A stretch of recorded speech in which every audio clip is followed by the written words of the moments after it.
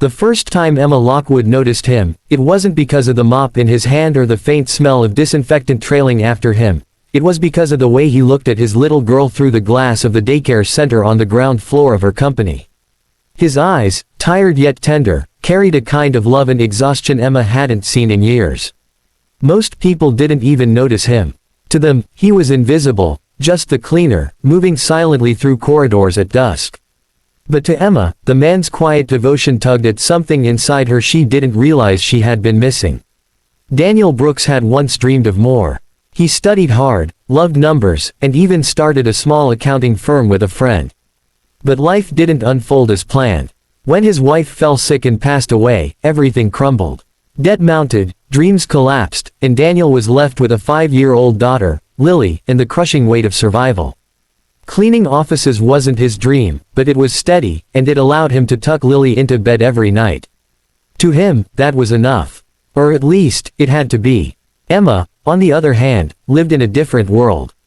As the CEO of Lockwood Enterprises, her life was sharp suits, glass offices, and endless meetings.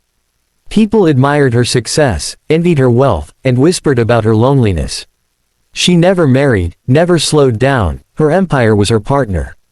But behind the polished smiles and boardroom victories was a woman who often went home to silence, wondering if the walls of her penthouse would ever echo with laughter not born of television reruns. One late evening, fate crossed their paths. Daniel was scrubbing the marble lobby floors when Lily wandered in, clutching her worn-out teddy bear. She had fallen asleep in the daycare, and Daniel had carried her down. Emma, stepping out of a meeting, nearly stumbled into them. She crouched down instinctively, brushing a strand of hair from Lily's sleepy face. "She's beautiful," Emma whispered. Daniel nodded, his voice low, "She's my whole world." That moment stayed with Emma. Over the following weeks, she began noticing Daniel more, how he never complained, how he treated every task with care, how he always put Lily first.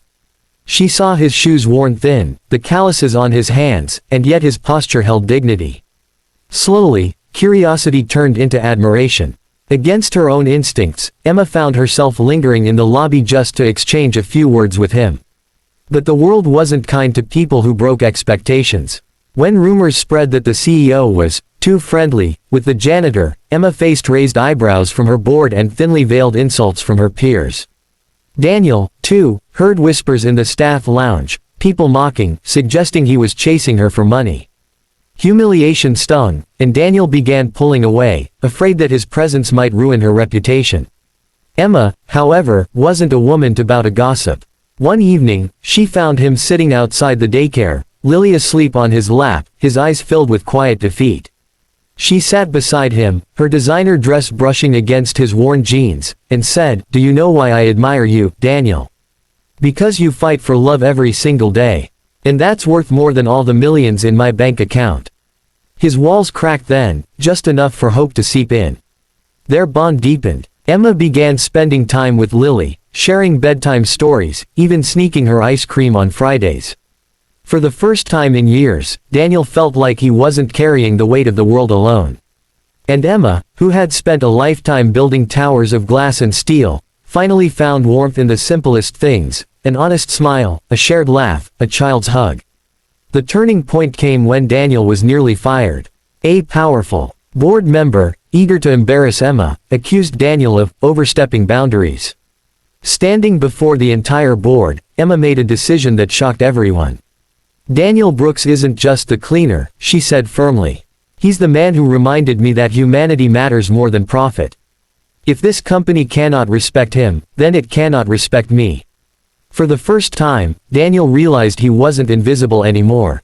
By the end of that year, the world had changed for them all. Daniel wasn't just the man with a mop, he was a partner, a father still, and now someone cherished for who he was, not just what he could provide. Emma discovered that love wasn't found in mergers or skyscrapers, but in small acts of kindness, in resilience, and in the courage to see someone the world overlooked. Their story wasn't perfect, life never is, but it was real. And as Daniel tucked Lily into bed one night, with Emma reading a story beside them, he whispered a silent prayer of gratitude.